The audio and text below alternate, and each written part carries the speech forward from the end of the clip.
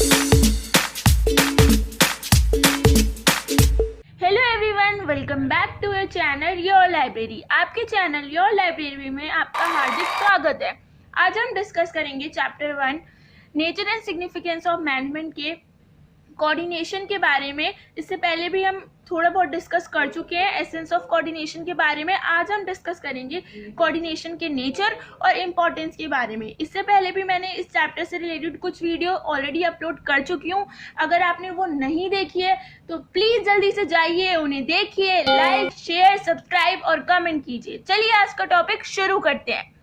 तो आज सबसे पहले हम डिस्कस करेंगे नेचर ऑफ कोऑर्डिनेशन, जिसमें सबसे पहला पॉइंट है इंटीग्रेट ग्रुप एफर्ट्स। अब ये तो बड़ी कॉमन सी चीज़ है ना यार, इंटीग्रेट ग्रुप एफर्ट्स, ये तो सबको पता है। बट इसको हम एक छोटे से एग्जाम्पल की हेल्प से समझने की कोशिश करेंगे। जैसे कि हमने पिछली वीडियो में अपने अलग 3 मैनेजर्स से मैंने आपको इंट्रोड्यूस कराया था। आज ऐसे ही हम कुछ न्यू लोगों से की हेल्प से ये समझने की कोशिश करेंगे। चलो देखते हैं इंटीग्रेट ग्रुप एफर्ट्स। ये तो मतलब इसका मतलब क्या है? इसका मतलब है कि जो लोग एक ऑर्गेनाइजेशन, जैसे पिछली वीडियो में मैंने कहा था कि हम एक एग्जांपल ले लेते हैं फार्म ए, तो यहाँ पे भी वही है, एक एग्जांपल ले लेते हैं कि एक फार्म ए है, उसमें अलग अलग लोग काम कर रहे हैं।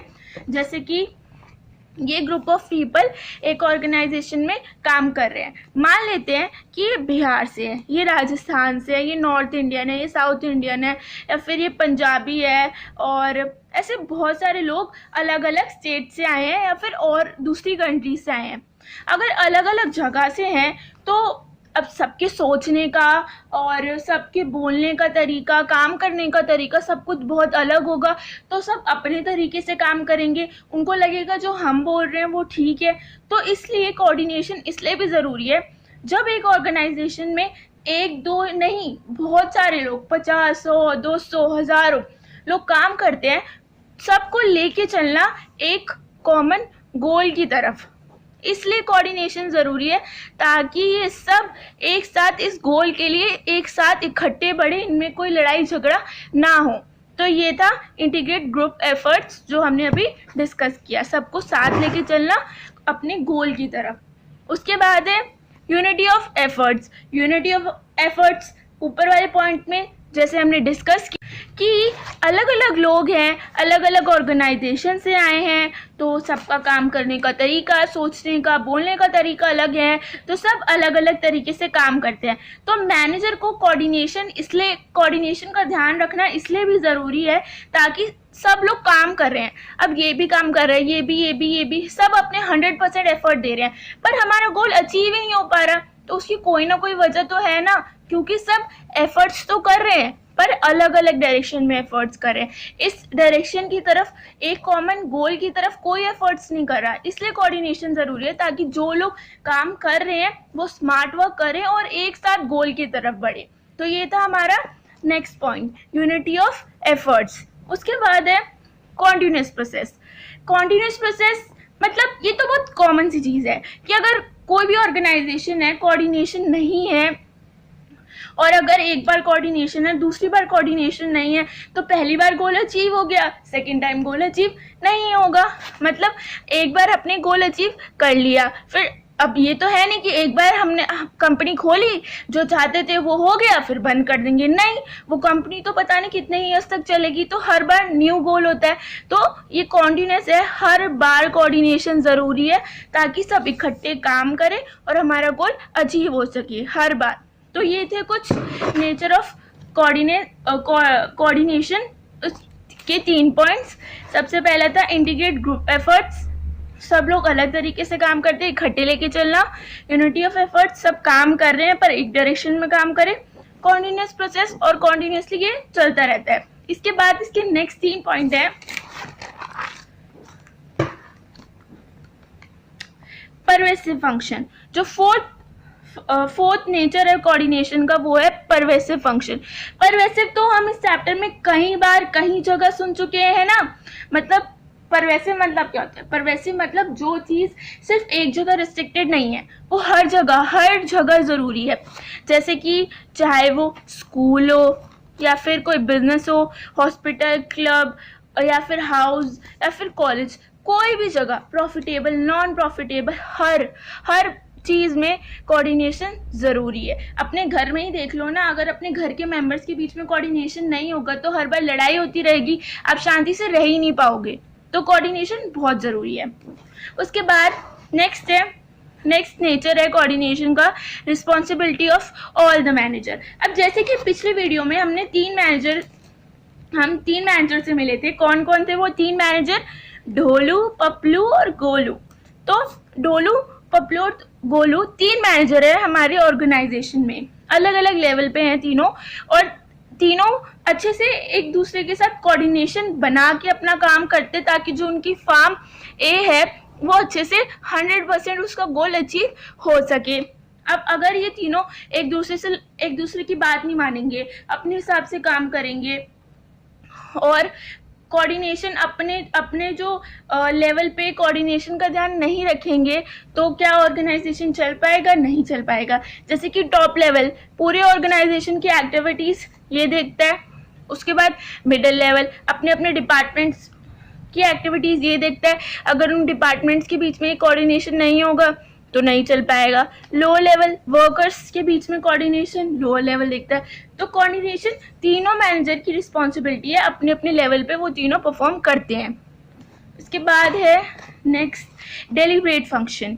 डेलिब्रेट मतलब होता है कि जानबूझ के हम कोई चीज़ जब जानबूझ के हम करते हैं, कि जैसे कि जो मैनेजर, जब हम जो भी एक्टिविटीज़ टॉप लेवल का मैनेजर डिसाइड करता है तो उसमें जो मैनेजर होता है वो जानबूझ के जो कोऑर्डिनेशन फंक्शन है कि मेरे को देखना है कि सब लोग कैसे काम कर रहे हैं, सबको एक डायरेक्शन में लेके जाना, वो जानबूझ के मैनेजर ले लेता है। क्योंकि मैनेजर एक ऐसा इंसान है कि जिसको सबको लेके चलना है, वो सबको देखेगा, सिर्फ खुद को नहीं, इसलिए वो करता है। तो कोऑर्डिनेशन फंक्शन हमेशा मैनेजर परफॉर्म करता है क्योंकि वही गोल सेट करता है ना, तो ऑब्वियसली वही करेगा, सबको लेके वही चलेगा। तो ये था 6 नेचर ऑफ कोऑर्डिनेशन। सबसे पहला था परवेसिव फंक्शन, हर जगह चाहिए। Responsibility of all the managers, her level पे मैनेजर्स परफॉर्म करते हैं, ये चाहे लोअर, मिडल, टॉप कोई भी हो। डेलिब्रेट फंक्शन जानबूझ के मैनेजर करता है ताकि ऑर्गेनाइजेशन में जो एम्प्लॉयज काम कर रहे हैं उनके बीच में कोई भी कंफ्यूजन या केओस ना हो और उनके बीच में कोई भी कन्फ्लिक्ट या फिर कोई लड़ाई झगड़े ना हो, सब एक साथ मिलजुल के काम करें, ये भी मैनेजर का काम होता है। उसके बाद है हम डिस्कस करते हैं इम्पोर्टेंस ऑफ कोऑर्डिनेशन की। अभी तक हमने देखा था कि कोऑर्डिनेशन के नेचर क्या होता है, कोऑर्डिनेशन कैसा है। अब हम देखेंगे कोऑर्डिनेशन ज़रूरी क्यों है, अगर वो नहीं है तो फिर क्या होगा। सबसे पहला पॉइंट है ग्रोथ इन साइज। कोऑर्डिनेशन इसलिए ज़रूरी है क्योंकि अगर हमारी ऑर्गेनाइजेशन काफ़ी बड़ी ऑर्गेनाइजेशन है, उसमें काफ़ी सारे लोग काम कर रहे हैं, हर किसी की, जैसे कि मैंने एक एग्जांपल लिया कि जो हमारी फार्म ए थी जहाँ पे हमारे कौन कौन था, ढोलू, पपलू और गोलू मैनेजर थे, उसमें ये दोनों लोग हैं, ये है पोपली और ये है शॉन्टी, ये 2 एम्प्लॉय हैं, काम करते हैं। अब इन दोनों का गोल कैसे अलग अलग है या फिर इनका ऑब्जेक्टिव कैसे अलग अलग है एज अ इंडिविजुअल वो देखते हैं। जैसे कि ये शॉन्टी है, इसका एम है कि इसकी जो सैलरी है वो कॉन्टिन्यूसली इंक्रीज़ होती रहे। इसके ये नहीं है कि मेरे को अपनी ऑर्गेनाइजेशन का, इसका अपने लिए जो पर्सनल गोल है कि मेरी जो सैलरी है वो कॉन्टिन्यूसली इंक्रीज़ होती रहे। उसके बाद जो ये पोपली है, पोपली का गोल है कि उसको रिस्पेक्ट मिले और उसको पीर रिकॉग्निशन मिले अपने कलीग से। तो इन दोनों का इंडिविजुअल गोल ये था। तो ग्रोथ इन साइज में यही पॉइंट डिस्कस किया हुआ है कि जो अलग अलग इंडिविजुअल और भी जो लोग काम करते हैं किसी भी ऑर्गेनाइजेशन में, हर किसी का इंडिविजुअल गोल होता है। उन सबको काम उन सब जो भी काम करे इकट्ठे लाना और जो ऑर्गेनाइजेशन का गोल है उस पर फोकस करना। उनका इंडिविजुअल गोल तो है ही, बट उससे ऊपर ऑर्गेनाइजेशन का गोल रखना और उनसे काम करवा के इकट्ठे गोल अचीव करना, इसलिए कोऑर्डिनेशन ज़रूरी है। वरना सब काम करेंगे पर ऑर्गेनाइजेशन के गोल के लिए नहीं, अपने अपने पर्सनल ऑब्जेक्टिव के लिए काम करेंगे। ठीक है, सॉरी ये मेरी गंदी सी ड्राइंग देखनी पड़ रही है आपको। उसके बाद है नेक्स्ट फंक्शनल डिफरेंशिएशन। इसमें क्या है कि हमारी ऑर्गेनाइजेशन में अलग अलग डिपार्टमेंट्स होते हैं। जैसे कि हमने डिस्कस किया था कि जो मिडिल लेवल का जो मैनेजर होता है हमारा था पोप्लो, उधर डिफरेंट डिपार्टमेंट होते हैं, जैसे कि सेल्स, प्रोडक्शन, मार्केटिंग, ये सब डिपार्टमेंट होते हैं और सब अलग अलग काम करते हैं, पर एक दूसरे से सब इंटरलिंक्ड और एक दूसरे पे सब इंटरडिपेंडेंट होते हैं। जैसे कि ह्यूमन रिसोर्स डिपार्टमेंट होता है, वो किस लिए काम करता है कि हमारे ऑर्गेनाइजेशन में कितने लोगों की ज़रूरत है वो सब देखने के लिए। उसके बाद है हमारा प्रोडक्शन डिपार्टमेंट, जो हमारा प्रोडक्ट है, जैसे कि हमारा पिछली बार मैंने प्रोडक्ट लिया था डिलीशियस बिस्किट, इस बार भी वही रखते हैं कि उसको मैन्युफैक्चर करना। उसके बाद मार्केटिंग करना अपने प्रोडक्ट की, और उसके बाद अकाउंट्स कि हमारे प्रोडक्ट की रेगुलर डिटेल्स रखना। तो ये सब एक दूसरे से इंटरलिंक्ड है। अगर एम्प्लॉय नहीं होंगे प्रोडक्शन नहीं होगी, प्रोडक्शन नहीं होगी तो मार्केटिंग नहीं होगी, मार्केटिंग नहीं होगी तो अकाउंट्स तो कभी बन ही नहीं सकते ना, क्योंकि बिकेगा ही नहीं प्रोडक्ट। मार्केटिंग नहीं होगी तो फिर अकाउंट्स की ज़रूरत ही क्या। तो ये इसलिए फंक्शनल डिफरेंशिएशन में बोला गया कि हर डिपार्टमेंट अलग अलग काम करते हैं, सब इंटरडिपेंडेंट है, एक दूसरे से इंटरडिपेंडेंट है, इंटरलिंक्ड है, पर अपने पर्सनल ऑब्जेक्टिव को, अपने पर्सनल जो इनका एम है उसको ज़्यादा इंपॉर्टेंस देते हैं। तो ये इसलिए भी ज़रूरी है ताकि ये सब इकट्ठे एक गोल की तरफ काम करे, ना कि अकेले अकेले आइसोलेशन में सिर्फ अपने अपने जो एम है, अपने डिपार्टमेंट के एम के लिए काम करे। इसलिए भी कोऑर्डिनेशन ज़रूरी है। उसके बाद है स्पेशलाइजेशन। स्पेशलाइजेशन में मतलब है कि जैसे कि हमारी फार्म ए है, उसमें काफ़ी ज़्यादा लोग काम करते हैं अलग अलग लेवल पे। हर कोई अपने लिए एक्सपर्ट है, सबको लगता है कि भाई मैं सबसे अच्छा हूँ, मैं सबसे अच्छा हूँ, जो मैं डिसीजन ले रहा हूँ वो बेस्ट है। जैसे कि ये 3 लोग हैं हमारी ऑर्गेनाइजेशन जो फार्म ए है उसमें काम करते हैं, इसको लगता है कि ये बेस्ट है, इसको लगता है कि ये सही है और ये हमेशा सही डिसीजन लेता है, इसको लगता है ये।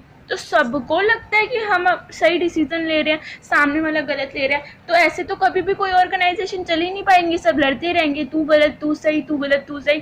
तो इसलिए भी हमारा कोऑर्डिनेशन ज़रूरी है कि सबको इकट्ठे लेके चलना, और मतलब हर ऐसे कोई क्योस या फिर कन्फ्लिक्ट नहीं होना चाहिए लोगों के बीच में कि ये सही। तो मतलब कोऑर्डिनेशन से हम इन सबको इकट्ठे साथ लेके अपने गोल की तरफ चल सकते हैं। अगर कोऑर्डिनेशन नहीं होगा तो ये तो अपने ही डायरेक्शन में चलते रहेंगे कि हम सही हैं, कभी भी इकट्ठे काम ही नहीं करेंगे। तो कोऑर्डिनेशन इसलिए भी ज़रूरी है। तो ये थी 3 इम्पॉर्टेंस कोऑर्डिनेशन की। सबसे पहली, अगर हमारी ऑर्गेनाइजेशन काफ़ी ज़्यादा बड़ी है साइज़ में तो ज़रूरी है, क्योंकि बहुत एम्प्लॉय काम करते हैं, सबका अपना ऑब्जेक्टिव है, और ऑर्गेनाइजेशन के ऑब्जेक्टिव से पहले हर कोई इंडिविजुअल ऑब्जेक्टिव रखता है, और उनको काम करवाना ऑर्गेनाइजेशनल ऑब्जेक्टिव के लिए पहले, इसलिए कोऑर्डिनेशन ज़रूरी है। उसके बाद फंक्शनल डिफरेंशिएशन, अलग अलग डिपार्टमेंट है, सब अपने जो डिपार्टमेंट का एम है उसको ज़्यादा प्रेफरेंस देते हैं एज़ कम्पेयर टू ऑर्गेनाइजेशनल, इसलिए ये ज़रूरी है ताकि सब इकट्ठे होकर अपने ऑर्गेनाइजेशन के ऑब्जेक्टिव के लिए काम करें। स्पेशलाइजेशन इसलिए ज़रूरी है, स्पेशलाइजेशन में बहुत लोग काम कर रहे हैं, हर कोई स्पेशलाइज है अपनी फील्ड में, हर कोई एक्सपर्ट है, सबको लगता है सब सही है, पर ऐसा नहीं होता, सबको इकट्ठे काम करना होता है। अगर सब अपने हिसाब से काम करेंगे तो कभी भी कोई ऑर्गेनाइजेशन चल ही नहीं पाएगी। इसलिए कोऑर्डिनेशन ज़रूरी है ताकि सबको इकट्ठे साथ लेके एम की तरफ चलें। तो ये था आज की वीडियो में। इससे हमारा फर्स्ट चैप्टर जो nature and significance of management है वो एंड होता है। तो thanks for watching. If you like my video please like, share and subscribe, और प्लीज़ गाइस मेरे को सपोर्ट करो। अगर आपने मेरी पहली वाली वीडियोज़ नहीं देखी है तो उन्हें जाके देखो, लाइक, शेयर और कमेंट करो। Thank you.